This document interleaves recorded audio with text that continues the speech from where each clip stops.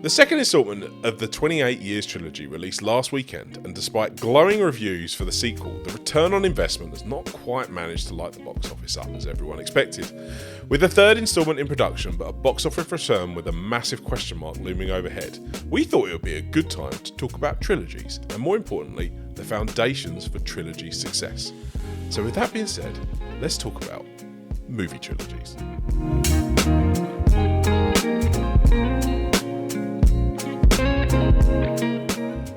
So Sam, what do you think makes a good trilogy? We're not talking about content of it, what's a good trilogy, what's a bad trilogy, or anything like that. We're just saying what makes a successful trilogy. Well, trilogies are tricky to define. In terms of the practicalities, it is 3 films that are attached to like one situation. But a lot of classic trilogies don't really do that. Like Star Wars doesn't really have to do that. So for me, a successful trilogy is something that is reliant on one another to give you a beginning, middle, and end. Okay. That for me is what so Lord of the Rings would be for me the definitive film trilogy. Okay. One doesn't work without the other two. So do you think it should be planned, or do you think it's something that needs to be created film by film? Well, this is the great question, isn't it? What do you think? I think the answer is that it varies and depends on the situation at hand. Yeah, I think there's a lot of movies or films that ended up being trilogies, and there's then a lot of there's actually fewer planned trilogy movies which have actually had any form of success. Now, the reason why I tie this into obviously the box office success of the 28 Years franchise is for a long time this feels like it was planned as a trilogy, planned as a set of 3 movies to take place over X amount of time, but it's designed as a trilogy. You've got Danny Boyle doing the first, coming back for the third. Neil deGrasse's obviously done the second one, but the box office return has not been that great. So, I suppose when you're talking about foundations for a trilogy, what actually works in this instance? Because, original Star Wars, was that planned? Well, it was certainly thought out by George Lucas, but the studio wouldn't be thinking that because they're taking a gamble on how the first one will go. Yeah, so I suppose there's a different thing then between probably studio foundations for a trilogy and then a writer's foundation. Well, anytime I feel like there is a studio approach to a trilogy, it doesn't quite work. Yeah, it's very committee. Some of the great trilogies of our time have basically had one film that has set the foundations. Yeah. I.e. Star Wars. Yeah. Batman Begins. I would be interested to know if Nolan went into that thinking he was going to make 3. I very much doubt it. Yeah. Planet of the Apes, which is my favourite trilogy of the 2010s, that certainly wasn't planned as a trilogy. No. I don't think anyone expected Rise of the Planet of the Apes to be the success it was. No. But then you've got things like Back to the Future and that's another movie. That's another perfect example. Well, Bourne movies as well, right? I bet they made Identity and they didn't expect that to be spun off into Supremacy. Yeah. And I think any time you hear it's going to be a planned trilogy, it never really works. Do you think that is that the problem of the writers, or do you think that's the problem of just because there's been so few planned trilogies that it's a marketing thing? Is it a business thing more than it is? Well, this specific trilogy of the 28 Years films is a very strange and interesting point of conversation when we talk about planned trilogies. Yeah. Because, so long story short, they made the first 2 back to back. And they released them 6 months apart, which is very, very unique. Very, very rarely done. And I think it has turned out to be a bad idea because the first film, like the box office return the first film really does define where the trilogy is going to go. That's just obvious. And the first film, I thought it was very good, but it was very divisive. And it had a decent box office return. And the second film coming out 6 months later, in January, after that sort of mixed reception from audiences, let's say, I think has made the box office return for Bone Temple, the second film, very, very bad, very problematic. Because it comes down to a distribution thing, right? Like in the grand scheme of things, at least in the UK, as of recording this, the first movie in the trilogy was only available from December 31st or the 1st of January, right? So it was on the new year was when it got its first, let's say, wide distribution on not subscription, but that was on Sky Premiere. I think it came on there. So that was his first wide distribution. We're talking less than a month, right? Yeah. Between that the sequel to the movie coming out and then that first film being available. Other than that, if you didn't buy into the first movie, you're looking at 100 million or something like that the first movie made, or over 130 million, which is pretty successful. You're then not really allowing enough time for like at home visits. It's like someone like me, for instance, I didn't see the first one at the cinema, so why would I see the second one if I haven't seen the first one? And so there's kind of like this weird cannibalization of your audience, right? No one really knew that this second film was coming out. Like, I spoke to my sister saying, "Oh, I'm about to see 28 Years Later." Yeah. I said, "Oh yeah, I just saw that," thinking she was talking about Bone Temple, but she was talking about what you've just said about it was on Sky. Yeah. So the marketing was a mishap. Also, end of January. That's a dead zone for films. It's a dead zone. It's the worst. I mean, I don't know if they're trying to take a page out of Marvel's book, because they completely swap things out with the Valentine's Day releases, but like they just haven't found an audience for this at all. But for me, the first film is still incredibly fresh, so there's no time to really build anticipation for the second film, particularly if you didn't love it. Yeah. And just to say, both the films are great. I mean, Bone Temple's got great. It's the best reviewed film in the franchise. It's really good, really interesting ideas. The films themselves are fine, but I think the way these films have been marketed, and my biggest gripe is there's been so much talk about a third film, and we might not even have it. And no, that's where it's weird, right? And even if we do have it, I don't know what they're going to do, because the central character of both films is this kid called Spike. I mean, you can clearly see him becoming like older and taller by a Bone Temple, and that's like shot back to back.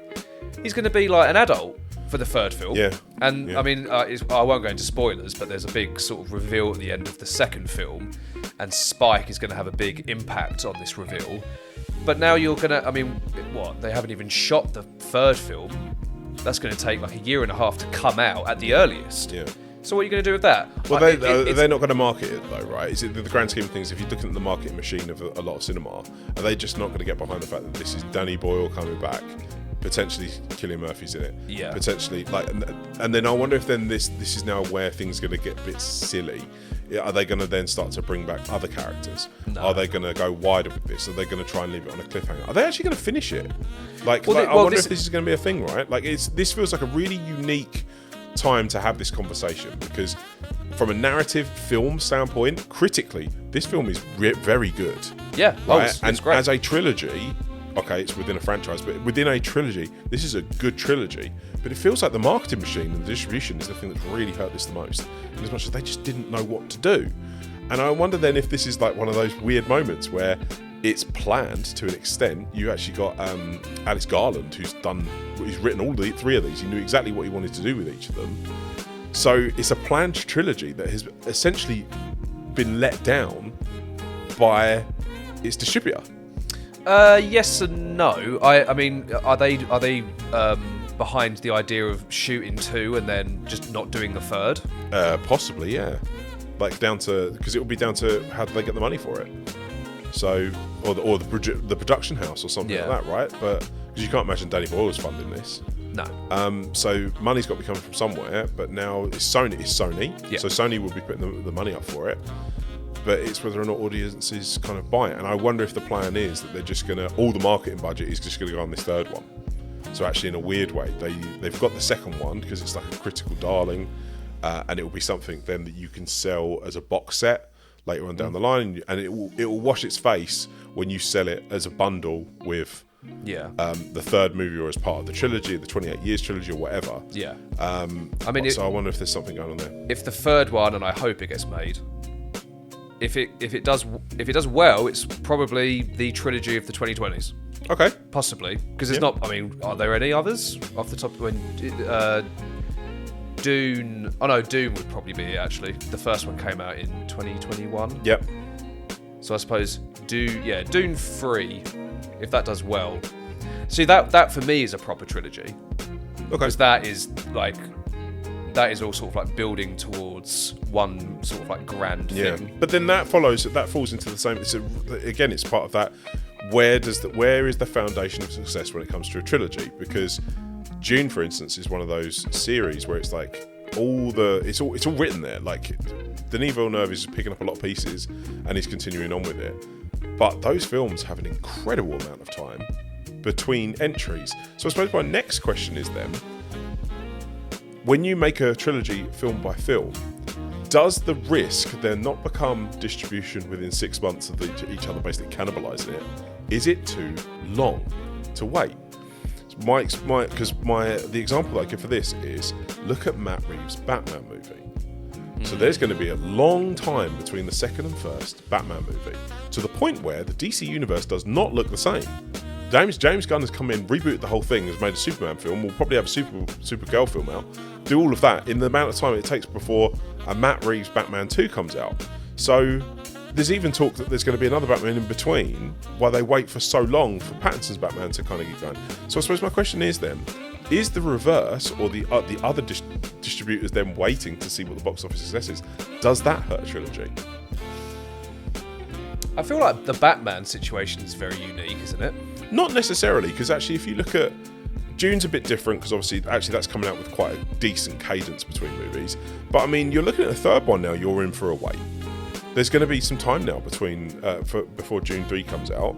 But you've also got, you obviously just, Dune 3's coming out in December, isn't it? No idea. Yeah, it is, yeah. Oh, okay. Yeah.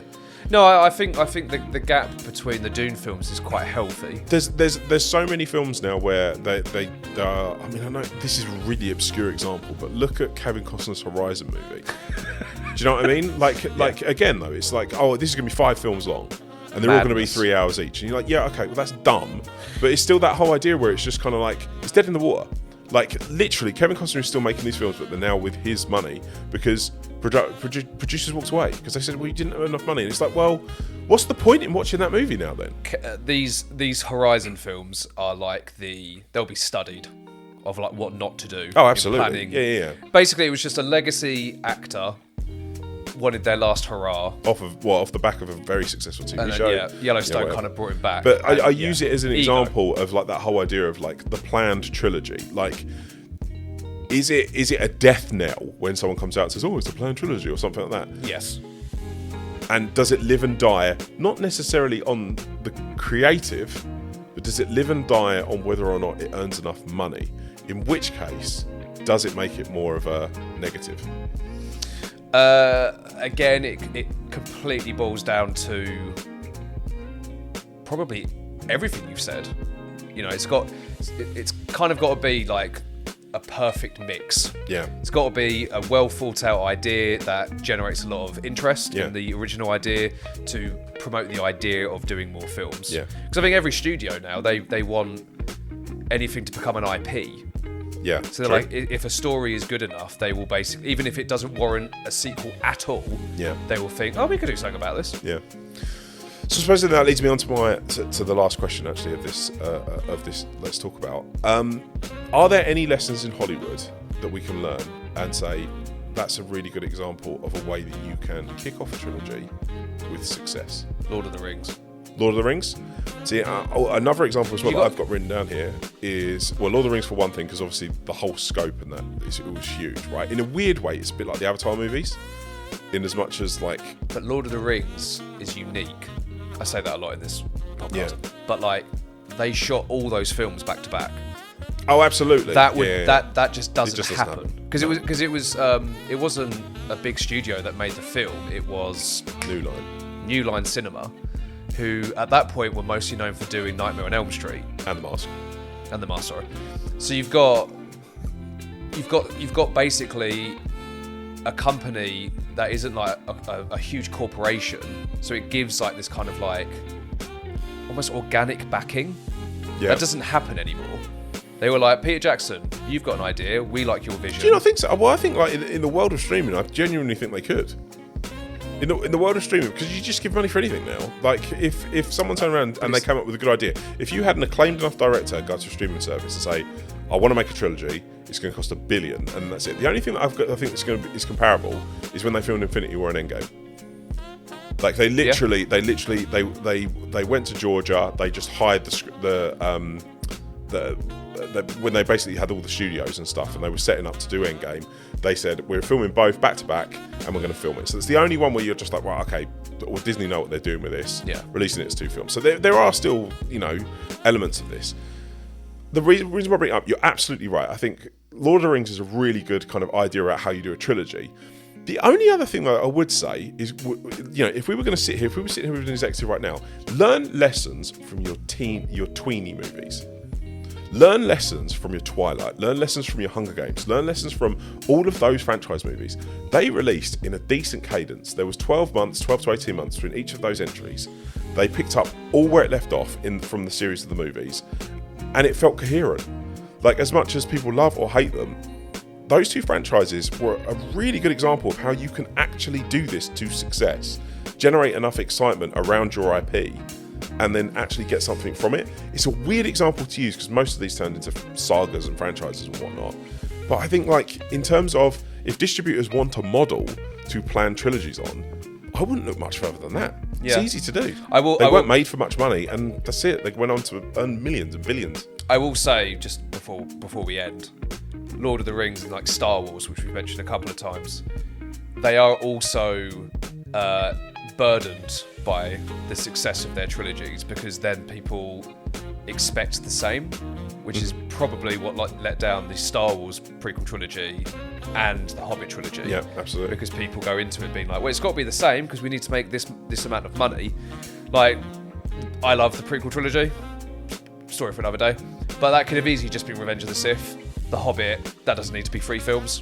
Oh, Hobbit definitely didn't. That's probably just 1 film. Yeah. So yeah, the trilogy, for all its success stories, it can burden it a bit. Yeah.